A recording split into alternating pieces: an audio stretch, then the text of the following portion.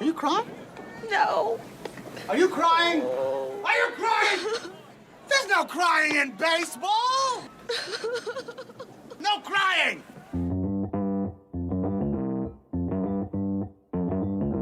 Live from Joe's mom's basement, it's the Stacking Benjamin Show.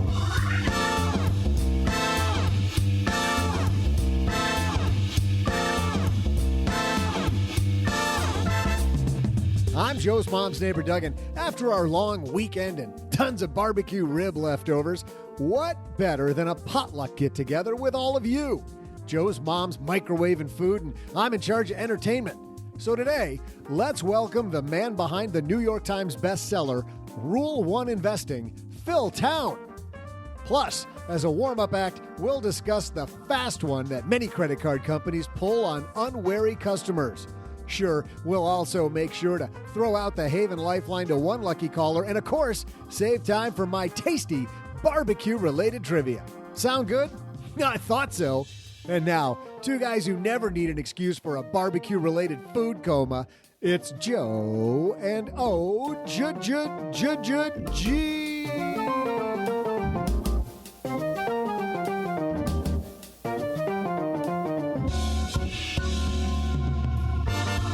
Welcome to Wednesday on an abbreviated week for the Stacking Benjamin Show. Hey, everybody. I'm Joe Salcia. I average Joe Money on Twitter and here on Westwood One's exclusive Chatty Financial Talk Show, where we do headlines, have a guest, 97.4, talk about all the new fun stuff coming up in the movie business. We're the exclusive for now. It's Mr. OG. I like calling us exclusive just because I figured out the network doesn't have another one. So nobody told me that we could be exclusive. But if there isn't another one, that makes us exclusive, right? Sounds like another beginning of a great T-shirt idea for Brad. Exclusive for now. For now. What a great day. You had a good Memorial Day weekend. We talked on Monday morning, but looks like you made it through. Yep. In-laws back to work for just a couple of days. In-laws are still alive. I'm a big fan of 4-day work weeks. I like those. I'm not a fan. I'll tell you what I'm not a fan of. The 5-day work week following the 4-day week. Because I get to Thursday and I think, we're not done yet? Like, what's going on here? I don't know. But OG, we need that extra day to pay off our student loans. Big thanks to Student Loan Hero. I see what you did there. Yes. And you're not wrong. For supporting Stacking Benjamins. If you're somebody who is wondering about all the things going on right now with interest rates and going back to school and loan deferment on some loans, tons to know about student loans right now. So whether you're headed to college, you're in the middle of it, and you got to find a way to finish this thing up, or you're somebody who is looking at the other side of it. Let's get this stuff paid off quickly. It's all at studentloanhero.com. Great show today. One of our favorite people in the universe, Phil Town, coming down to the basement. I cannot tell a lie. Phil Town, one of my favorite people. The guy's such, I don't know, gentleman, a scholar, a thinker, and he would be coming down to the basement except of the whole quarantine thing. So we're going to call him on Mom's shortwave radio. But OG, first we got some headlines, so let's get this party started. Hello, darlings. And now it's time for your favorite part of the show, our Stacking Benjamin's headlines.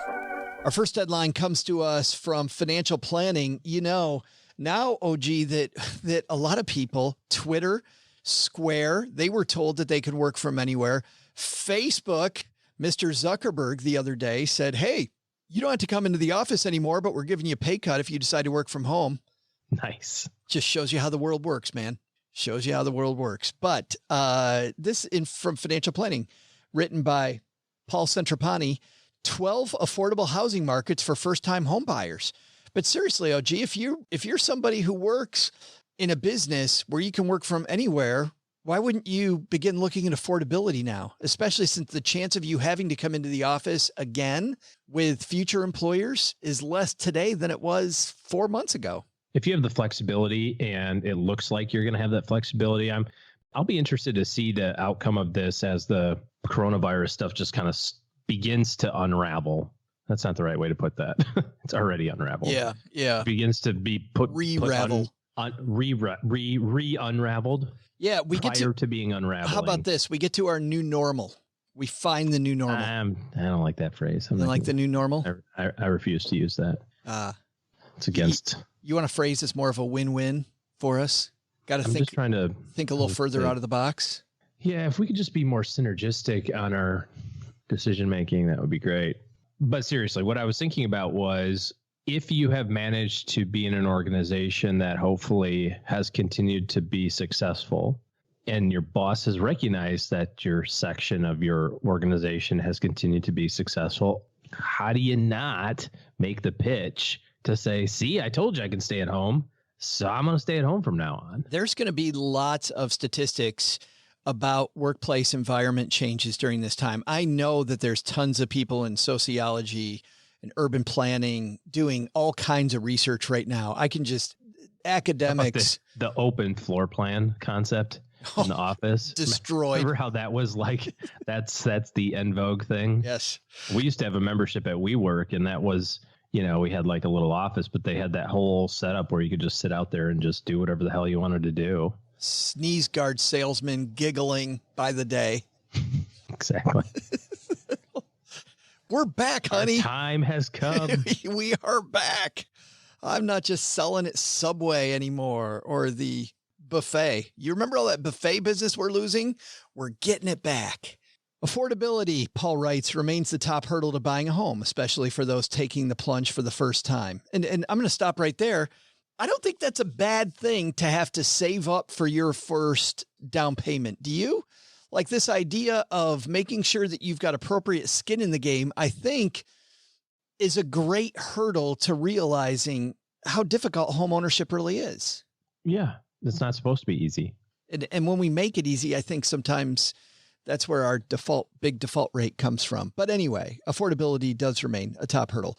New buyers who are generally younger typically have lower incomes and a shorter credit history, which means they don't often qualify for the best mortgage rates, a study from NerdWallet notes. While these factors are compounded by higher sticker prices, low supply, and the economic impact of a global pandemic, these buyers stand to be pushed out of the market altogether, the report reads. So searching for a starter home can be difficult in major metropolitan areas, so people are looking in new places. So the top 12 in this list, let's get to it, OG. Number 12, Indianapolis. I have to say, I hear Central Indiana, and initially I thought, even a guy from Michigan, I thought, nah, not for me. And then I went to Indianapolis. What an amazing town. Fantastic city. Yeah, Indianapolis, cool town. Absolutely. Great town. Number 11, another fantastic city, Minneapolis, especially for people who enjoy a short summer. Yeah, you're saying that a little tongue in cheek, but you're also being truthful. Yeah, absolutely. I am. But Minneapolis, another very, very nice town. When I was with American Express, we had meetings there a few times. And even during those winter months, downtown Minneapolis, pretty cool with the interlocking habit trail system. Cheese at the end of some of those halls. It was pretty interesting. Cheese at some of them.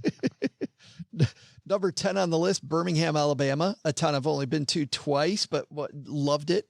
Thought, again, just a nice, fun city. Number 9, surprising to me, is Chicago. Chicago, surprisingly affordable. Doesn't sound like that's right. Affordable Chicago? Yeah, now the median list price of a house in Birmingham, Alabama was $256,000. Minneapolis, $373,000. Indianapolis, $275,000. You go up to Chicago and it's $316,000. So it's right in there for affordability. Number 8, Philadelphia. Okay, Philly's a cool town. Yeah. I'm liking all these so far. Number 7, Baltimore. Our friends at Ortis Academy in Baltimore. Dan, who's a friend of the show, a longtime listener, I know, in the Baltimore area. Number 6 is Detroit. There's that one house just north of town that got sold very quickly. Exciting. Median list price of a house in the Detroit area, $232,000. Hartford, Connecticut. If you want to live on the East Coast, that's number 5. Number 4 is Buffalo, New York. Now you're down to $200,000 for the median list price of a house. Number 3 is Cleveland. My sister lives in Cleveland. And again, another city I didn't know a lot about until she lived there. Talk about some good restaurants. Cleveland bringing it with some fantastic restaurants. Number 2 is St. Louis, where the amazing Steve Stewart lives. There's some good chow in St. Louis too. You can live next to him. And number 1, one of my favorite cities, Pittsburgh, Pennsylvania. Basement. Oh, Pittsburgh. not the basement. Number 1. You been to Pittsburgh? Yeah. Been to Pittsburgh. Don't have any memories of it. So I was younger.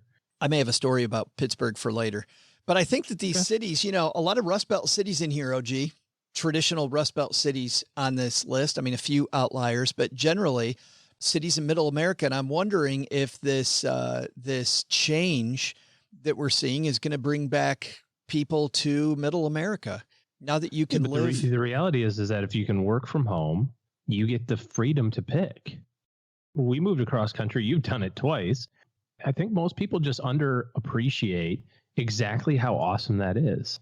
I mean, you could put all your stuff in a moving truck in a day and a half, be in a completely different environment without having to tell anybody. You don't have to get permission to move to New Mexico if you want or whatever. You just do it.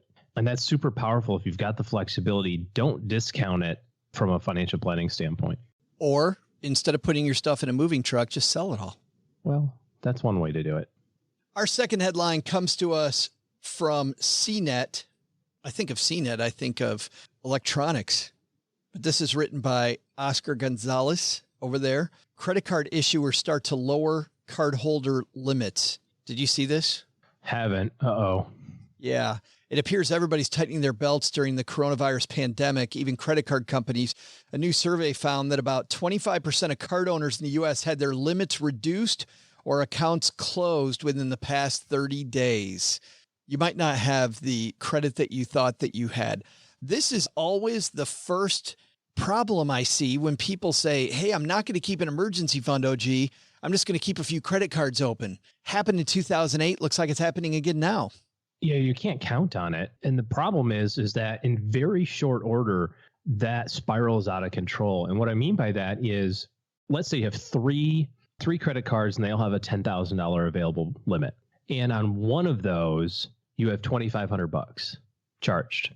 That might even be your normal spending, by the way, but that's just what's reported. So perfectly fine, right? $2,500 against $30,000, if that's your normal spending. If that card says, yeah, we're going to cut your limit down to $5,000, all of a sudden now you're at 50%.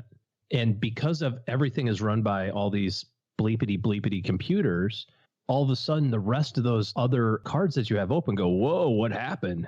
All of a sudden he's using 50% of his credit. Uh-oh, we better reduce our availability to him as well. Dominoes. And now you've got 3 cards that went from 30,000 to 15, still the same $2,500. And now your overall utilization has gone up. And so now your credit score is going down. So you can't go get more credit. And even though you didn't do anything wrong, there's nothing in that. You did nothing different. You haven't missed a payment. You haven't charged any more. You haven't charged any less. But you look like a bigger risk now to the computers. And you have no ability to control when that happens. I remember this happening to us in 2008. We had some credit card debt and we were aggressively paying it off. She says, gosh, you know what? This is great. But we've got some extra money. Let's pay this off. And if we need to get back to it, we can. And we had, I don't know, I can't remember the numbers, but it was something like, $7,000 on a $10,000 Discover card bill. That's how much we charged. And so we made this huge, like $4,500 payment. If we ever need it again, we can just hit the Discover card again. And they immediately, as soon as we did that, they're like, thank you for the payment. In other news, unrelated, your credit limit now is $3,200. We're like, but that's how much we have on the we just went from being 70% utilized to 100. We actually got worse. Even though you paid a bunch of money to the card. Even though I put $4,500 on it. And it was just so demoralizing. You're like, well, dang, if I'd have known that, I'd just kept my money. So especially during that crisis. Yeah. How about that? The bank says, hey, thanks for the payment. We're cutting you off. And by the way, if something goes bad for you, don't come running to us. Call someone else. Yeah. Don't come running back to us.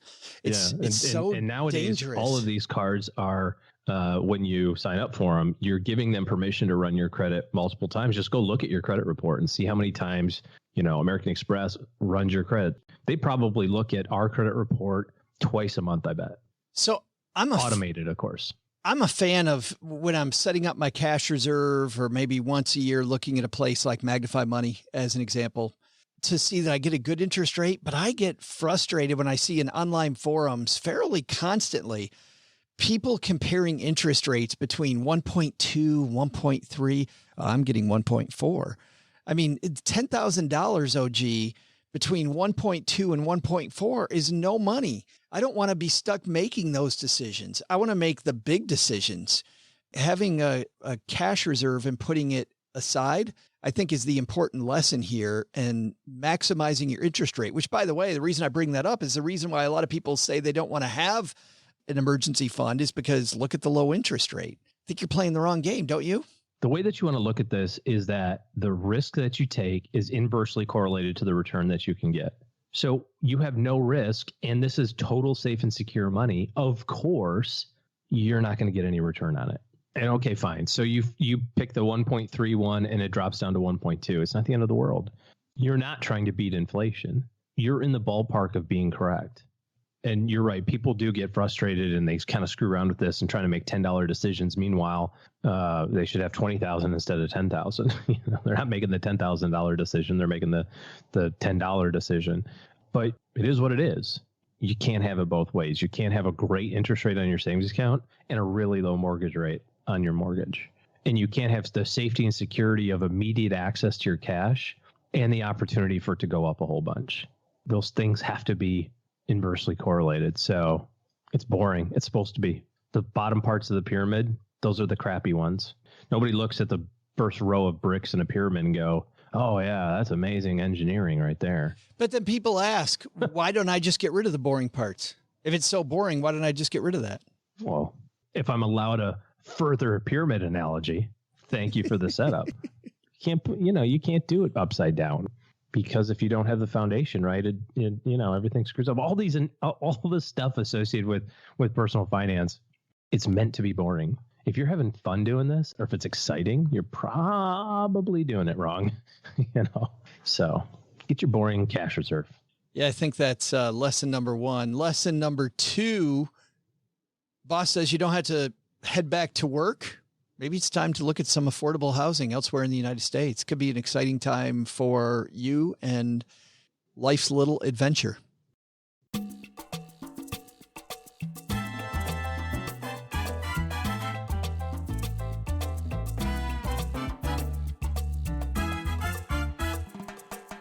Well, if you're not familiar with Phil Town, he is a multiple-time New York Times and Wall Street Journal best-selling author. Rule 1 Investing is his top hit. He also is a gentleman who has a fantastic podcast with his daughter that we absolutely love. Phil and Danielle have Invest Ed. He has always been a disciple of Warren Buffett. You look at Phil's track record as an investor, it is outstanding. The interesting thing that I like about Phil is that while many people talk about efficient markets, you can't find good trades. You can't. Phil has always found a way to be a guy looking in a different direction for his security. So get ready to hear something which isn't the same thing you hear every place else. Phil Town on my dead shortwave. And here he is. Man, I wish we were hanging out in the basement like last time, but it's our good friend Phil Town back. How are you, man? I'm really good, Joe. It's great to see you. Now that we're on the radio, the shortwave, I just want to know if I have to say over. Yeah, at the end of every set, we'll just annoy the hell out of people. Over. Do you think that's annoying? Over. Wait, I was supposed to speak next. Over. Sorry. You're over. That's right. I said over. See, I messed it up right away. I don't even have it. Joe, come in. You're 5 by 5. Talk to me. I am so glad you're here, though, because, not to get serious right away, but we've seen what's gone on in the economy. You're always watching the numbers. I was watching a video that you and Danielle did a couple weeks ago. I want to start with this. You've always said, Phil, that you should listen to smart people. And I'm wondering, when there's chaos all around us like now, who do you identify as those smart people we should be listening to? And how do you what's the Phil Town filter about who we should be listening to and who we shouldn't be listening to during all this stuff? Yeah, well, first, You honestly did not send me that question. I don't think I And sent you so any questions. This is you didn't send me any question. And yet I have an answer. This is something I've thought about a lot for my own students. And so I've directed everybody to two people I think are really phenomenal. The first one is Warren Buffett and what he's saying about what's going on out there. And the second one is Ray Dalio. They're not saying exactly the same things, but I can give you a brief rundown on what I think they're saying. And what I would do if I wanted to kind of get up on the speed with these guys is I would go to a YouTube video of somebody who's recorded Buffett's last annual report thing, which he does once a year, and he just did it a week ago. And that was really interesting because it was very different Warren Buffett than I've ever seen. And then Ray Dalio, just Google Ray Dalio principles, and you'll get to his website where he is posting up on LinkedIn and on his own website a full series of basically what's coming. And Ray, if listeners aren't aware, is one of the best investors in the world. He averaged 18% per year now for 36 years. And he runs about a $200 billion fund. So it's one of the biggest in the world, called Bridgewater. He's a massively respected macro investor. So he doesn't invest the way Buffett does. He looks at what's going on all over the world, and he places his bets, and they're bets, into different buckets and tries to make sure that he's kind of understands the whole picture worldwide and where things are going as best as it could be understood.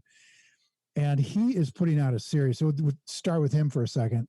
He's put out a series now where essentially what he's saying is that we are at the end of a long credit cycle that's lasted about 100 years. And that at the end of these long credit cycles, what happens is you've built up so much debt and so many issues with regard to preventing the last problems from becoming terminal that you finally arrive at a place where basically your problems are terminal. You have to have some giant recalibration happen. And it usually happens in the form of a depression that's driven by currency devaluations. He points out that every single currency in the history of the world has gone through this. And the United States dollar has gone through this. We went through it in the 1930s. And that effectively we are in the 1930s now, both in terms of what's going on with the stock market, what's going on with the Federal Reserve response to the stock market, and the federal government's response to it all. And if you want to calibrate where things are going, that's a really good model. Just look at 1931, 32, and it'll help you anticipate what problems may be coming in the near future. So I hear the economic numbers come out, and I believe that. And I've been listening to some Ray Dalio myself, but then I see the stock market right now. And, you know, we at Greenspan several years ago talk about irrational exuberance, and we've got a stock market that seems to be trying to tell us right now, Phil, 12 months from now, we're okay, bud. Everything's going to be just fine. That's exactly right. What it's trying to tell us. But the stock market is really actually extremely bad at looking down the road 12 months because of the nature of the job of a fund manager. And the fund managers now run about 85% of the money in the stock market. So we're talking about the management class that is putting their money in and taking the money out, trying to protect their careers. So think about the job of a fund manager that has $20 billion to manage, and most of that is pension money, insurance fund money. In other words, it's professional money that ultimately comes from little guys, right? Like you and me. And then we put it in our 401k, and it ends up in the hands of a pension fund manager who is a pro at picking people to manage that money on a day-to-day basis. And now he's looking at you, Joe, and he's saying, okay, I'm going to give you $100 million. It's a pittance, I know, but you take it and manage it because I like your track record. I like what you do. And I'm looking across the broad spectrum of 50 managers I'm giving money to, and you fill a gap. But there's a lot of guys who compete with you in your gap that you fill. Let's say you're a long-term manager of money with your strategy. And now you're not keeping up with that peer group on a quarter-to-quarter basis. And Joe, after 6 months of you not keeping up, I'm taking the money out, and there goes the $100 million. And every fund manager knows that's the deal. So, you know, the world of fund managers is littered with cautionary tales of fund managers who try to be heroic, beat the market, do great, become the next Warren Buffett. And, you know, the heap of fired fund managers is littered with these guys. Everybody has learned their lesson. Just keep up with your peer group. And what that means is you need to follow a few rules. The first rule of keeping up with your peer group is don't fight the Fed. So here comes this catastrophic drop in the market, 37% down in a matter of literally a month, and shocking everybody. And then comes the Federal Reserve to step into the gap and pour money. Literally, the view on Wall Street right now is unlimited money, whatever it takes money. Yeah, it is surreal. It's like Steve Munitions out there with a stack of hundreds, a stack of Benjamins, just, bam, bam, bam, bam, just Right. giving them to everybody. Right. In 2008, they saw how important it was to come in relatively quickly with $4 trillion and lower the interest rates. But it wasn't as quickly as they could have. And as a result, an entire segment of the financial world froze up. Credit froze everywhere, and it was a near disaster. Now they're anticipating it. So here comes this big crash, and they are on it immediately to shore up the credit markets, put money in the hands of people who can spend it, back up state unemployment with federal unemployment insurance, hand out money to corporations to help them keep people working. So they're actually anticipating a gigantic black hole of capital disappearing here. And they're trying to fill that before it ever goes away, in essence. So they're being very super aggressive, more aggressive than any other central bank in the whole world. And I think that's to our benefit. I'm cheering them on. Yeah. Go for it. Because Sure. Otherwise, we're going to have the wealthy standing there wondering why there's a revolution. Everybody else is like, I don't have a job, Jack, and I'm going to come and take your food. Well, and to your point, somebody said the other day, they said this word stimulus. This isn't stimulus. These are handouts. We are giving, we're not stimulating anything. We are keeping people alive by printing more money. We're desperately printing money in order to prevent a spiral into a depression. And what they're really trying to prevent, Joe, is fear from gaining the upper hand to where people are starting to make emotional decisions about their money, their jobs, their families. And that's what happened in the 30s. It got very emotional, because 4,000 or 5,000 banks went out of business, taking your entire life savings with them. There was no federal guarantees. People were terrified. And that fear was extremely hard for Roosevelt and the entire federal government couldn't get us out of the fear, and literally took World War II to have something worse that we all sort of started to rally around. But the fear was so enormous, people were afraid to move. And what you're seeing today is a really aggressive attempt to prevent that fear from starting up. And so I applaud that. But that said, it is creating its own set of issues, right? I mean, when you have cancer, you got to take chemotherapy. When you take too much chemotherapy, you're dead. To use a little less drastic analogy, I remember in Stephen Covey's 7 Habits of Highly Effective People, you pick up one end of the stick, the other end comes with it, right? The other end of the stick is going to come. Now, the other guy that I would love for people to keep up on is Warren Buffett. And he had a meeting a week ago where effectively what he said is, this stick, I don't know which end I'm picking up. This is so confusing right now. And so many possibilities are happening because of the impossibility of knowing how long is this coronavirus going to keep hammering us. Are we at the peak right now? Are we about to have multiple peaks as we start to open up? We don't really know the long-term impact of shutting down economies around the world. We're going to find out, but he doesn't know. He's basically said, look, my obligation is to keep Berkshire Hathaway a Fort Knox of corporations.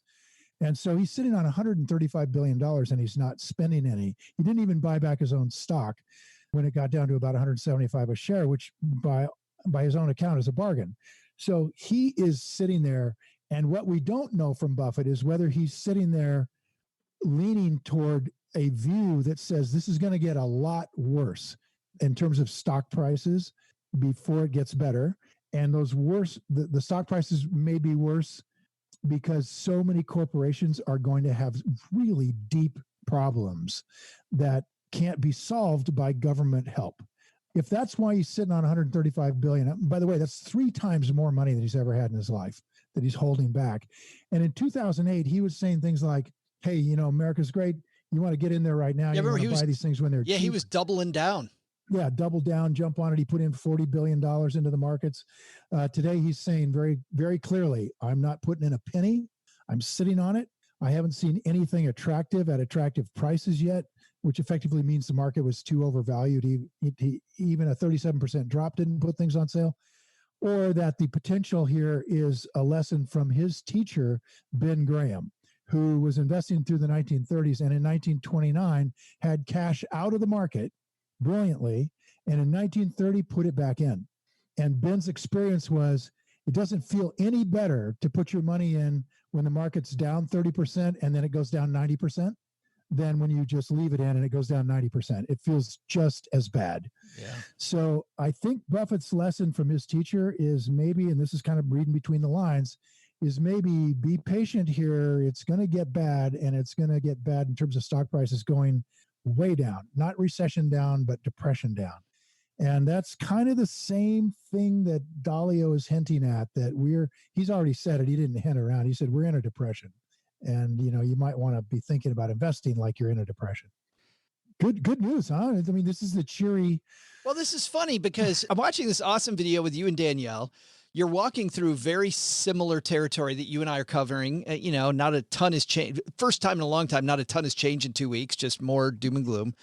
But you follow this up then, Phil, with saying, so all of a sudden the sun peaks out because all of a sudden I hear Phil Town say, the next 2 years are going to have some of the most amazing opportunities that people could ever see. So explain what we just got done talking about and how we get out of this Mad Max Beyond Thunderdome existence that you just described to me. Right. So the other thing that Buffett said that's right to that point, Joe, is that America will prevail in this. And what he means by that is that America has tremendous intrinsic qualities. There are some countries in the world that share some of these qualities, or maybe even have maybe a few more of them, but no other country in the world has the economic resources of the United States. And when you add that to the qualities of the people who live here, the kind of entrepreneurial spirit, the qualities that the country has of the people who are here to step out of the box, to find a good solution is extraordinary. And many of those people run public companies. And those public companies have resources. They're getting more resources from the Federal Reserve. So if it were possible to pick a handful, let's say, of astonishingly good companies that should do well, not necessarily well in a depression, but will come out of a depression stronger than they went in, then we have an opportunity here that is unlike anything any of us has seen in our lifetimes. The last time there was this opportunity was in the 1930s. And that is an opportunity when there are fortunes lost to be part of the group where there are fortunes made. And that's the group we want to be in. And the guy that taught Warren made an absolute fortune, billions of dollars in today's currency in the 1930s through World War II. And he finally retired in 1955. And he did it just following some very simple principles of investing that Buffett's been teaching for 50 years, but which I think many people feel like are too difficult or outside the reach of an ordinary person, or, Buffett's a genius and what he does doesn't apply to me. And you hear that a lot in the financial services industry, right? It's like, well, that's Buffett, that's not the rest of us. But I don't think Buffett thinks like that. I think he thinks if you apply yourself, that this isn't a game where 160 IQ beats 110 IQ. It's not that kind of a game. It's a game where if you understand what a good business looks like, that will be anti-fragile in a depression, that it'll benefit from a depression ultimately by having its competitors go away, by being the last man standing kind of in its industry and come out stronger than ever. Those kinds of companies are going to be on sale in a way in the next 2 years that we have never seen. You're literally going to be able to pick up, if it's like the 1930s, $10 bills for $1. And when those $10 bills go back up to their real value, you'll have made 1,000% in some relatively short period of time. Is kind of how the numbers work there, Joe. I want to ask you about two things about that. Number one is, I had somebody, I've had lots of people reach out to me on Twitter and other ways and talking about, hey, airlines, cruise ships. You're not talking about airlines when you're talking about this diving and going in and picking up some Delta Airlines. You're not going to see Phil Town swooping in and buying that stuff. No cruise lines, even though Saudi Arabia is jumping on it. No, those are speculative investments. You have to be gambling to do that. And we certainly don't want to gamble with money I can't afford to lose, right? I don't want to lose the money we built over a lifetime. And so what we have to look for are companies that are not being damaged by this whole pandemic and the shutdown that's going on. We want to look for companies that are being strengthened by all of this. They're actually in a better position long-term over time. And that takes a very specific kind of company. And strangely, you can see some of them just take off. Yeah. You know, while Southwest Airlines is going down, we can't buy those guys because we don't know what the future holds for them. And airlines are classical Chapter 11 bankruptcy companies. They feel fully justified just going and wiping out their shareholders and starting over, and have done so many times. The only exception is Southwest Airlines out there right now. So we don't know what the future holds for them. And because we don't know that, we don't know what value to put on them. And because we don't know the value, we don't know what on sale looks like. And if we don't know that, we can't buy it. We want to go to a garage sale, but we want to buy things we understand, right? Not just because buy somebody's gold jewelry, you know, or gold chain. We don't buy the gold chains down there at Miami Beach on 80% off sale here for these gold chains. And if you don't know the value of the gold chains, you think you're getting a bargain, right?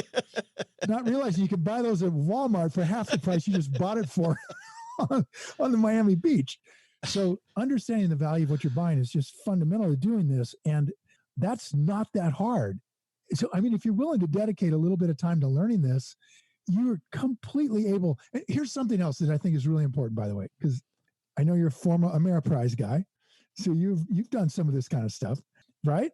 A long time ago, my friend, but yes. Yeah, a long time ago. Yes. Yeah. Yes. But there's this idea of diversification, right? Sure. And that'll protect you. Well, and that was my next question, because just before this hit, not to cut you off, but I think we're going the same way, which is, you know, Dr. Michael Burry was talking about how an issue with indexing is that right now it's hard as hell to figure out the price.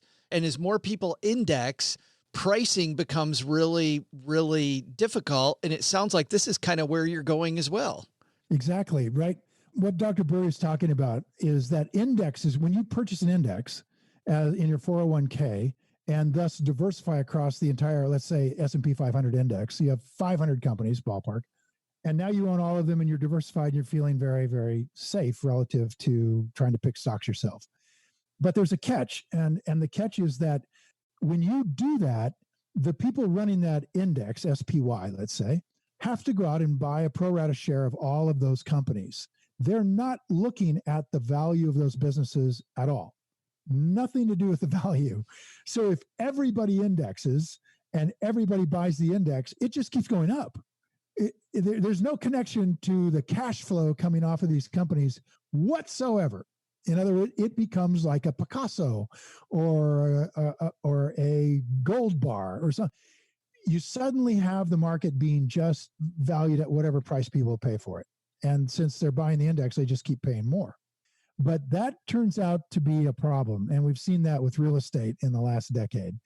And that is when everybody's buying something that is in fact a cash producing asset, eventually somebody wakes up to the notion that this thing is massively and ridiculously overpriced and that I'm not getting enough for my money for the risk I'm taking putting my money in the index. That is, the return on my cash for putting my money there is too low. And this is what happened in real estate. Like Vancouver real estate got to a point where people were buying Vancouver real estate and getting a 1% yield on their purchase price, right? And they finally realized, you know what?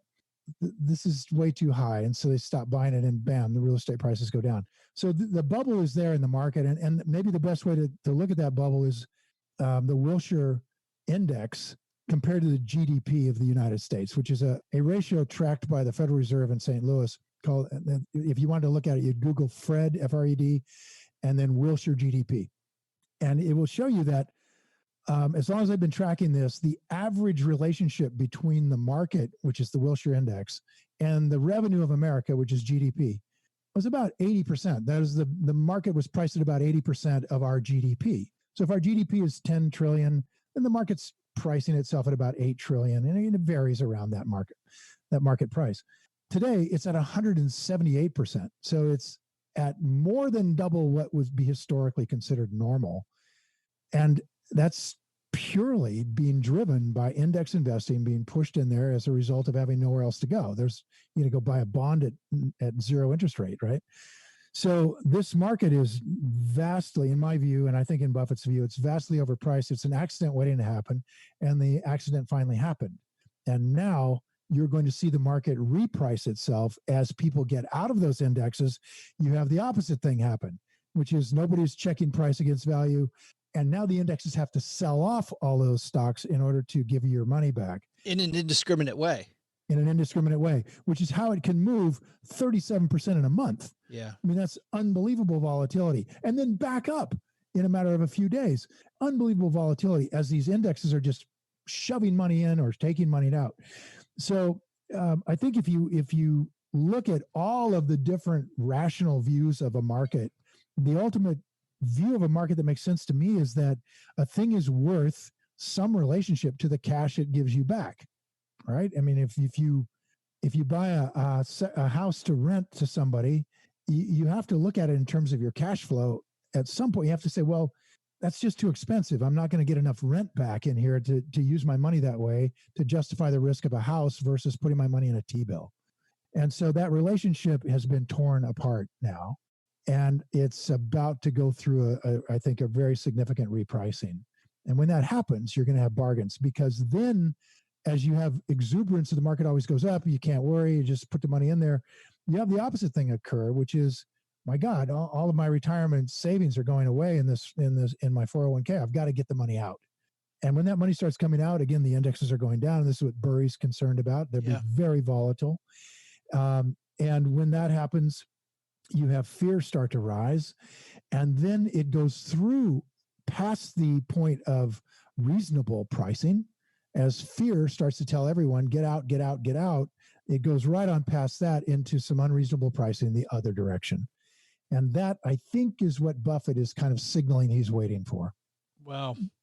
So if we make this actionable, and actually before we get to that, I should explain to people, because we were talking about this Dr. Michael Burry character, all you got to think of is Christian Bale in The Big Short. Yeah. And there you go. Exactly. If you didn't see The Big Short, go see it. Otherwise, just think Christian Bale and you're good. I'm sure. Or maybe not. To put a point on it, he made like $1 billion, right? With a bunch of people screaming at him to give me my money back, you moron. He still went and made him $1 billion.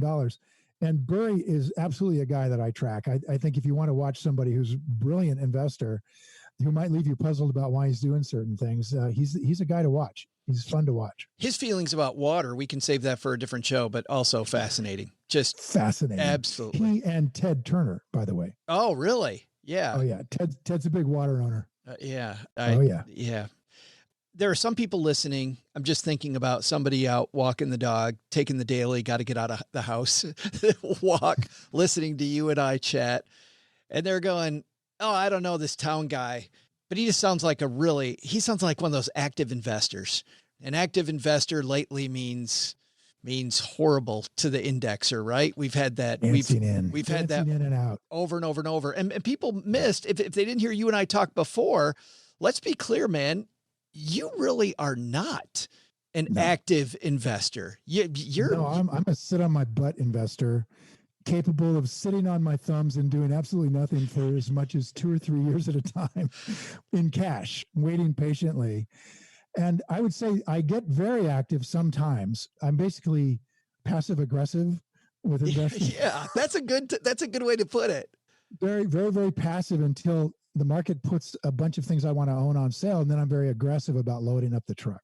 So no, I don't invest often.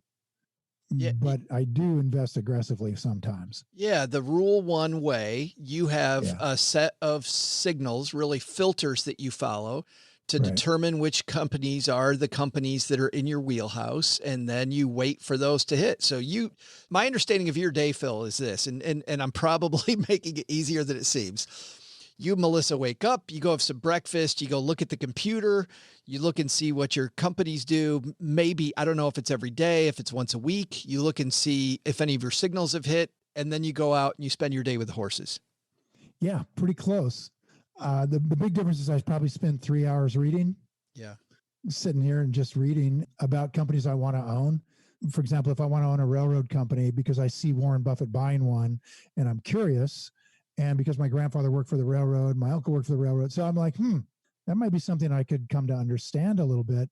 I'll go on Amazon and I'll buy 30 books on railroads, and I'll just kind of start reading them and just pour through them until either I realize the railroad thing is way too hard for me, or occasionally I'll look and say, oh no, I kind of get this intermodal freight thing. This is cool. I think I understand now why Warren is buying this, and then I can start making some sense out of whether I could buy into that company.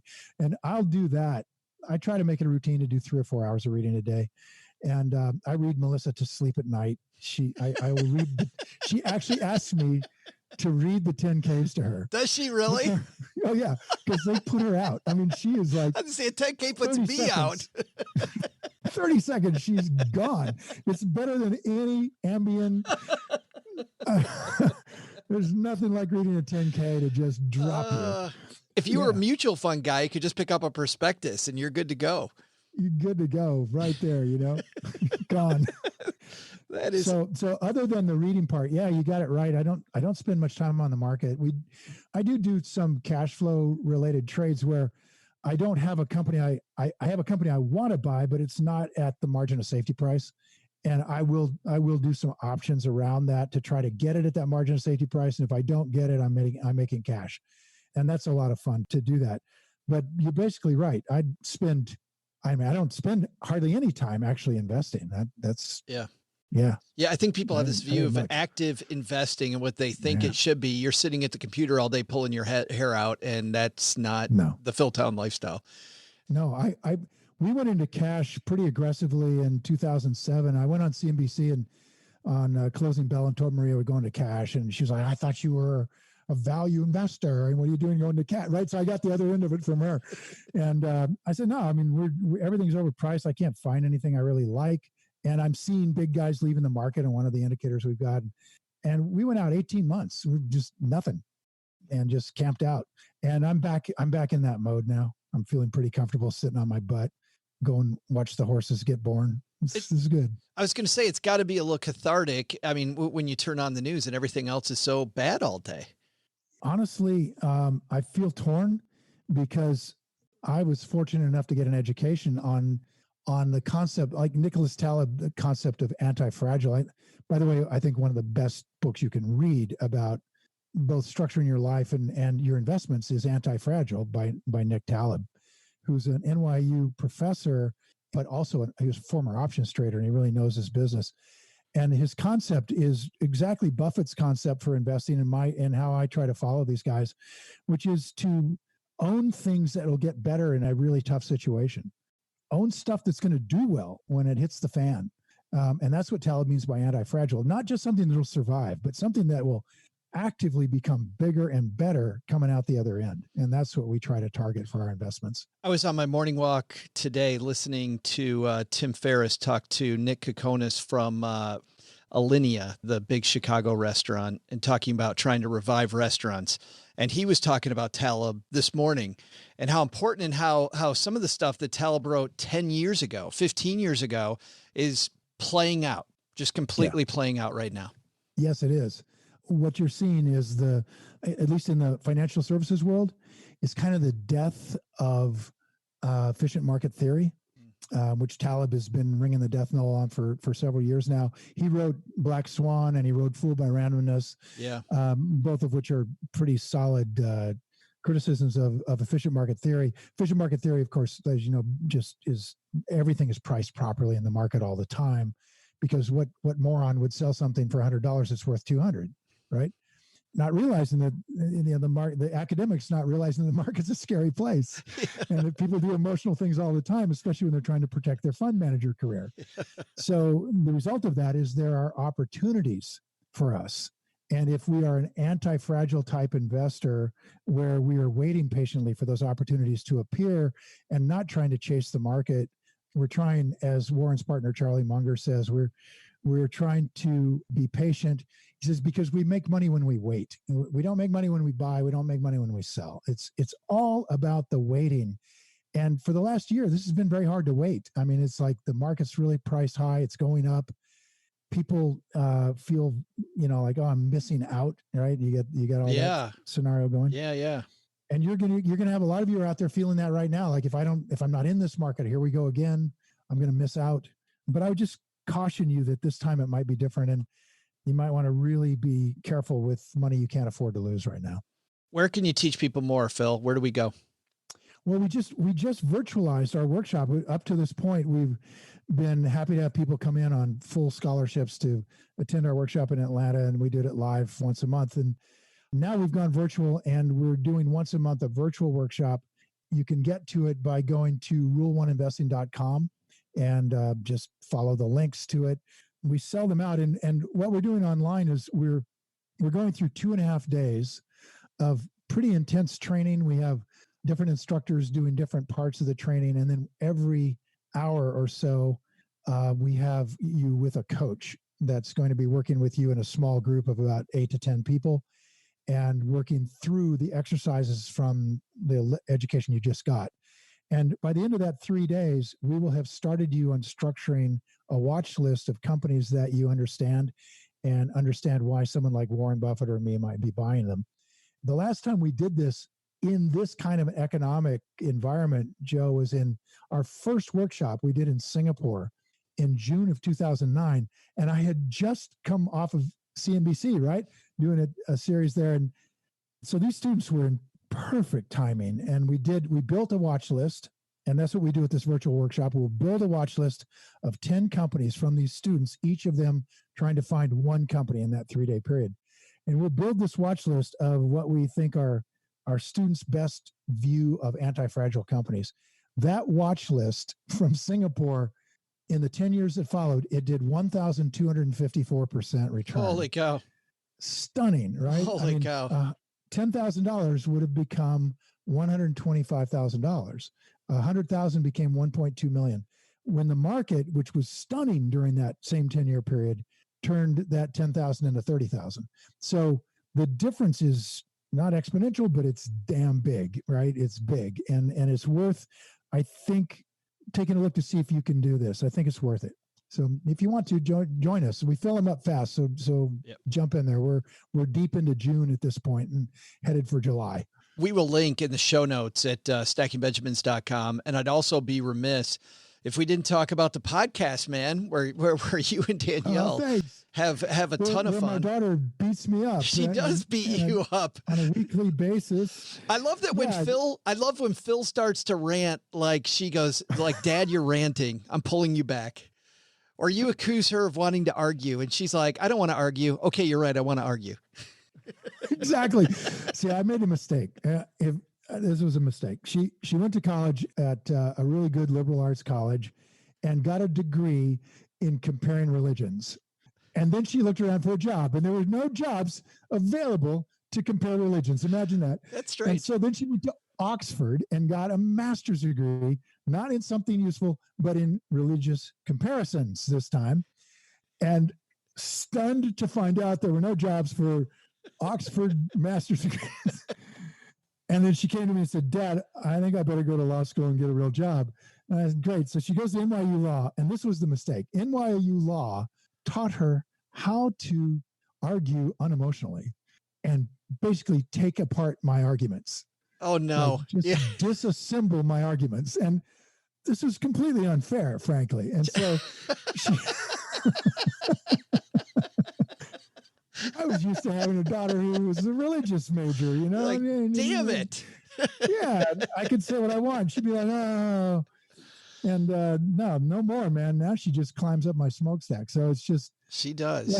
Yeah. So we discuss investing, and she will be on the side of all of you who are skeptical. She's right there with you. Yeah, that's InvestEd, and wherever you're listening to us, just put in InvestEd and you'll find us. And usually, by the way, on the charts, I notice we're always like right next to each other too. We always hang out with Phil. We're very proud of you guys hanging in there with us. We do our best. I struggle. I high five Cheryl, my spouse, every day, and I'm like, "Look, we're still next to Phil Town. Hey." Great catching up, man, and stay healthy. Thanks, man. I appreciate you, and you're fantastic, and I listen to you guys, and you're wonderful. And so we'll return the favor. We got to get you out there again. Oh, yeah. We will mess it up. Oh, good. Absolutely. Fantastic, Joe. Hey, all you barbecue fans. It's Joe's mom's neighbor, Doug. This whole crew's worked up an appetite bringing you the first half of this show, and it looks like we're all ready to chow down on some delicious BBQ. Joe's mom's warmed up the brisket, the ribs, and the sausage, and the baked beans, and the coleslaw.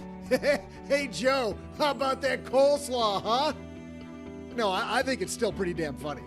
Then check out the old-fashioned cherry Kool-Aid and apple pie. But get this, in just a moment, I'm going to lay on the team my amazing piece of a resistance. Before I do that, though, let's chew on today's trivia question. What is the most popular type of food U.S. consumers use for grilling? I'll be back with your answer faster than you can salivate over my soon-to-be-announced mouth-watering main course. I was talking to a friend of mine at the local Detroit TV station, OG, and she was telling me about how their ratings are through the roof. And during the whole coronavirus scare, people looking for community and not looking for the national news, looking to see what's happening in my backyard, looking for the connection that we really don't feel anymore. And one of the frustrating pieces of this is the local sportscaster every day salutes another high school sports team that was really good and didn't get to play. And so going through all the list of seniors and the list of these kids, but time still moves on, as you know, and that means that maybe college is around the corner. And if so, if you are going for an education and you can't pay cash for it, that means you're going to have student loans. Don't just have student loans, have a student loan strategy. And the place to get that strategy is Student Loan Hero. When you go to Student Loan Hero, what you'll find is calculators, quizzes to see how much you know, things you really must read before jumping into any student loans, all the products that are out there, the different types of student loans. You want to know what you're getting into beforehand so you know how to get out. College is about two things. It's about learning, but it also, if you're going into debt, can be about return on investment. If you look at college as an investment, well, then certainly you want to look at refinancing opportunities, lowering your payments. Maybe it's going to take some debt forgiveness because times have been really hard on you now, like they have a lot of Americans. Income-driven repayment, Parent Plus loans, and even looking into defaults and delinquency, how those work. If you have any questions about student loans, this is the number one place we look. Student Loan Hero. Head to studentloanhero.com for more. Hey there, trivia fans. It's your barbecue chef, Joe's mom's neighbor, Doug. And I know you've been waiting on pins and needles to hear about my incredible, delectable, some even say edible mystery dish. Well, remember a couple months back when I had the brilliant idea to sell my scrumptious possum burger to Burger King? For some reason, not explained to me. BK passed on my brilliance. It was a total mystery. But I've been tweaking the recipe ever since. You heard it. Old Doug's about to be redeemed, people. Possum is on the menu today, and I got to admit, boy, is it tasty. And now, before I head off to make everyone's taste buds sour, I misread the script there. I meant to say, before I make everyone's taste buds sore, here is today's trivia answer. Question was, what is the most popular type of food U.S. consumers use for grilling? Well, according to the impossible-to-pronounce Statistica.com, a whopping 72% of grillers have grilled up some dogs. Hot dogs, that is. But coming up with a very close second, 71% have reported grilling up some delicious steaks. Don't worry, investors. In 2021, I am confident possum will take its rightful place on top of that list. I'm off to delight some palates. See ya! Yeah, I'm not going near that. Is it possum or opossum? Because that may make a difference. One of them is a delicacy. And the other's sleeping on the side of the road all the time with his feet in the air. Horrible. Ugh. No bueno. Probably not for me. Might be for you. Hey, he's cooking it up. So get yourself a little something, something. Delicioso. And I wonder how much of that is cultural. You know, I wonder if there's cultures where possum is a delicacy. Maybe he'll find the Burger Kings over in that area. We'll take them. But these kings aren't taking any of that. Hey, let's throw out the Haven Lifeline.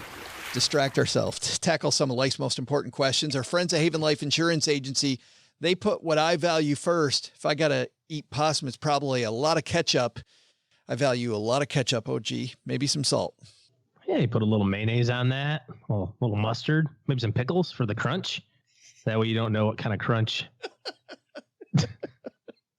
I don't know. I think I just threw up in my mouth. That's it's actually, you value your loved ones and your time. It's why they made buying quality term life insurance actually simple. I can see the next email from Brittany at Haven Life. Hey, don't mention possum when you're talking about Haven Life, please. Head to stackingbenjamins.com/Haven Life now for a free quote. Super simple application, getting simpler every day. Prices are affordable. All policies issued by their parent company, Mass Mutual, which of course is more than 160 years old. Today, we're going to turn to our Facebook group, The Basement, for our Haven Lifeline. Because, we got this question in there that was addressed to the group, but I thought it would be really interesting for our larger listening community. Jason wrote, I spoke with my father about his end-of-life plans. It seems that his retirement plan is to either work until he dies or move in with me if he's forced to retire. I'd rather not. I moved across the country for a reason, but I don't think he'll have anyone else financially capable of taking care of him. Even though I have a decade or more, he's 60. What should I do in preparation? Man, is that a difficult question, but thanks to Jason for bringing that up, because planning this stuff early, OG, I think is answer number one. Well, this has been something that has come up. We did a thing for the last 6 weeks or so, these 30-minute calls with people just to chat, about whatever. And this has been a common question. One of the top questions anyway has been like some variation of, I'm trying to get my own stuff together, and then I've got this other person in my family who is not participating, and that other person sometimes is a parent. The thing is that you just can't force people to do stuff. You can't force them to save. You can't force them to invest. And if dad's 60 and he doesn't want to do that, or can't for whatever reason, nothing you are going to talk about is going to make him do it. If you're thinking about it from your perspective in terms of like, how do you prepare for it? Because we're not going to let our parents, if we can help it, live under a bridge. I think the best thing is to prepare like you would for any other sort of expense. If you know that there's going to be a college expense in your life and the tuition's $1,500 a month, you better figure out a way to live on $1,500 a month less. And the sooner that you can figure out how to do that, the better. Now, the reality is that assuming that dad has worked for his entire life, and it sounds like he has, he'll be getting some income, some Social Security income at least. Who knows how much that'll be. But a lot of this stuff, if you're looking at it from the perspective of like bringing someone else into your household, there's not a whole bunch of extra costs associated with that. There's extra costs for certainly consumption, food, water, utilities to some degree, but it's not a ton more. Little things you can do to save money. You can share the same cell phone plan. We pay for my parents' cell phones, and it dawned on me that we were paying this gigantic bill to Verizon, and I'm like, well, why don't we just have them be on our plan? It's $20 more a month, so that saved, $100 a month basically. So there's a lot of opportunity for efficiency in there as you start picking up expenses for other people that you care about. And then the last little bit of information that I can share is, when people are used to being really tight with money. So let's say that dad retires, he's getting his Social Security, it's $2,000 a month, and that's all there is. If you can add $200 to that pot, so to speak, you just increased his income by 10%. And maybe $200 is not a lot of money to you. Maybe $500 isn't a lot on a monthly basis. But just remember that you can't compare your current lifestyle to theirs, because they're quite often not the same. Your budget might be $10,000 a month. That's your living expenses for all of your family stuff. And if you kick another $200 to somebody or $400 to somebody who is living on $2,000 a month, that's a really big difference. Anyways, I'm just kind of rambling here, I guess, a little bit, but I'm good at that. Well, I think a couple of resources, because this is really an emotionally charged topic. I think it's difficult for people, even though a bunch of us tried on the Facebook page and OG, you're trying here, without knowing the personalities. I mean, a lot of this OG too is personality driven. So Cameron Huddleston came on the show. She wrote a fantastic book called Mom and Dad, We Need to Talk, which is about having these conversations, how to have them. I think more importantly, how not to have them. I think, OG, a big thing here is how not to have it, don't you? Well, yeah. And the reality is that, again, you're not going to convince them. Listen, people who get to be 60 years old, it's not lost on them that they don't have any money. You going, hey, you need to be doing this is not going to engender a lot of goodwill. They get it. They understand. You don't need to shame them into it. Hey, thanks to Jason for bringing that to our community. By the way, if you want to hang out with the entire Stacking Benjamins team throughout the week and a lot of our friends hang out there, it is such a good time. You have to like a lot of bad dad jokes along with your money talk. We don't talk big time economics. We do not talk politics. One of the few places I found online where we just don't do any of that. Mom demands that we do none of that. Head to stackingbenjamins.com/basement, and that'll take you to the Facebook group. You click the button, answer a few questions to make sure that you're not some robot wanting to spam all of our friends. And Gertrude, Mom's friend Gertrude, will open the door and let you in. All right, that's going to do for today. Hey, big thanks. A lot of people to thank here. I mentioned on Monday our thanks to the Westwood One team. Today, I'd like to thank people that leave us a review of this here show, because just taking that little bit of extra time to tell people what they're getting into when they listen to Stacking Benjamins does take some time. And it doesn't have to be super long. 5 stars from J. Chris Sean just says, my favorite financial podcast, period. 5 stars. That's it. Mom is very proud of that one today. Thank you so much for taking the time to leave us a review. All right, that's going to do it. Doug, you've got it from here, man. What should we have learned today? Yep, I got it, Joe. First, take a lesson from our headlines. You are never truly in control of your credit card rates or limits, so avoid relying on credit cards to fund your lifestyle at all costs. Second, take a lesson from Phil Town. Thinking about trading? Maybe beginning with a plan and working that plan is the way to invest for the future. Not asking about what's hot or not. But the big takeaway? Don't ever try to do something nice for these jokers, like a good old-fashioned possum dinner. Not only did they try to accuse me of poisoning them, apparently a few bad apple possums get rabies. I mean, who knew? It could happen to anybody, really. But they said the possum recipe isn't good. Possum recipe's not good. It's impossible. I shouldn't be surprised, though. I mean, not many people have the sophisticated palate like I do, like moi.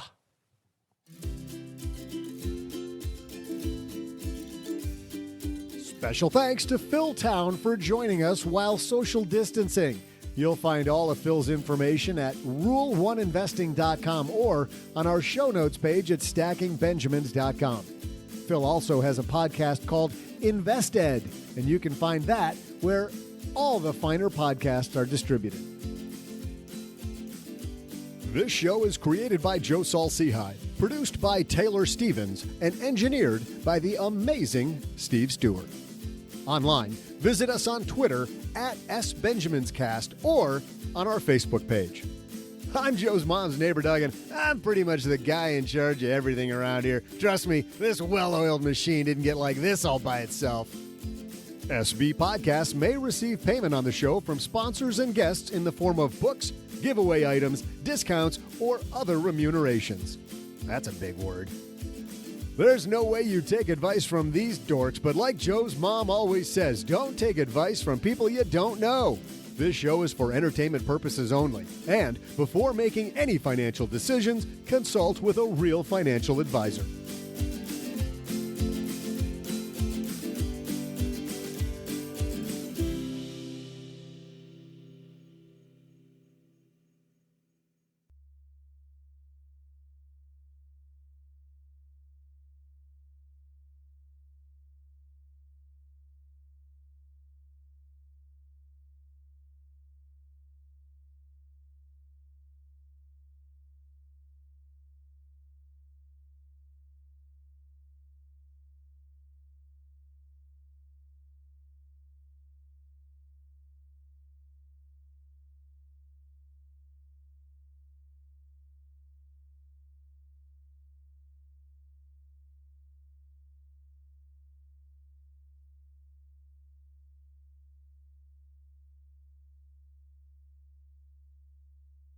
Okay, I mentioned earlier that I was going to tell a story, and I don't remember what that is. So when I go back to listen to this and clean it up, we'll figure out what story it was.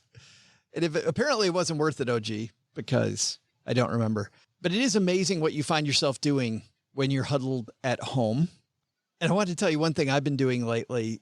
I'm a big baseball fan, and I found a baseball simulation game. No baseball on TV, so I decided to do this simulation. It's called Out of the Park Baseball.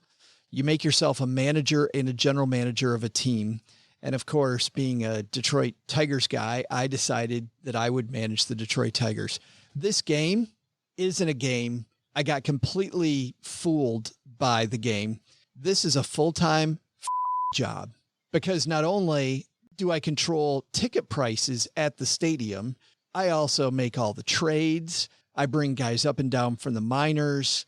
During every game, I call plays. I don't do the batting, and I'm constantly swearing at my guys, but I also get directions from the owner. So Chris Ilitch, the owner of the Detroit Tigers, wrote me at the beginning of the season. And what's hilarious is how realistic this game is. Because for people that aren't baseball fans, the Detroit Tigers have been horrible, just absolutely horrible. And my game opens up with an email from Chris Ilitch. You know what it said? My job for this year, OG, is, and I quote from the game, just don't completely suck. It's like the tagline for the podcast. I got that email, and I thought, man, that is just truth. That is my goal. If you're managing the Tigers, I just don't want to completely suck. And so immediately I realized that I've got all these issues. Talk about money issues. The reason I bring this up is because I've got money issues. So I've got $4 million that I can spend on free agents, which for you and I, that is a ton of money. For MLB, that's not a bunch. I fire my pitching coach to get a better one who works great with young pitchers because I have to go young and develop a team. I try to trade my top guy who makes $20 million a year. And this is me screaming at my computer, OG, why are we paying baseball players $20 million a year? That's amazing. And especially when I'm the GM. So I tried to trade him to the New York Mets, who, by the way, way better team this year. We're going to be a better team this year than Detroit was going to be. Chance of winning. And guess what Miguel Cabrera does? He enacts his no trade clause. I can't trade him. He gets to stay. He gets to stay. Why do you want to stay with my crappy team? They're costing me $20 million a year. The dudes playing next to him are making what's league minimum, like 525? I got guys all over my infield making 525,000. He's making, I could hire 40 of these dudes. Anyway, my team is 4-6. Just under 500. Not terrible. There's this stat that Steam's the engine that runs the games and on your computer, and it tells you how long you've been playing. I've owned the game 2 weeks, 30 hours. It's a full-time job. I have to stop. It's not good. Out of the Park Baseball. Actually, it is really good. Listen, if you're missing baseball and you really want into some of that nitty gritty, I've made a couple trades. I got hoodwinked. I trade my closer. You know why I trade my closer? He was the best player on my team. Coffees for closers. Dude, I'm the Detroit Tigers. You know how often he was playing? How many games does my closer get to close? Joe Jimenez was not closing any games because my team sucks. I have been in 9 games and I got to use him once. So I thought I'm going to trade him for a couple guys that can get in the game. Listen, if I'm lucky enough to be in a game in the 9th inning, I will figure it out. But I got to get to that point where I'm in more games in the 9th inning. So I went to trade him for a good relief pitcher, just a regular relief pitcher, and for a new shortstop. Jordy Mercer, good with the bat, total liability at shortstop. The number of times he just lets the thing go through his legs is just absolutely horrible. And by the way, Castellanos in right field, maybe the best player on my team, even in right field, he's so slow to get the ball. I've had so many base hits to right field. But every time he comes up to bat, the dude's gold. Anyway, so I trade DH, dude. I trade this. That's what I need to do. I trade him for 2 younger guys. And then I find out this game has a little bit of a fog of war. Neither of these guys, when they get on my team, is as good as my scouting organization thought they were. So I totally get hosed on this trade. Anyway, that's how you feel coronavirus time. I'm going outside and exercising, but you do that. That sounds way better. Oh, I've been doing that too. I'm doing this race across Tennessee. My legs are killing me. You know how hard it is to go over 5 miles every single day? I do. Because when I do my after school activity, sometimes I'll do that like 3 days in a row. You wear like a Fitbit and see how many miles you logged? Yeah. Yeah. It works out to be it depends, but it's probably around 6 miles a day, Thursday, Friday, Saturday. Yeah. So by the time Sunday rolls around, I can't move. No, we'll try to walk and run. What I like to do is walk 3 and run 4 and get in 7 in the day so I can take a day off every once in a while. Today, I'm just going to walk 3. In fact, here, as soon as we're finished recording, I'm going to go out and walk 3 with Cheryl, but good times. Sounds fun. Have a good walk.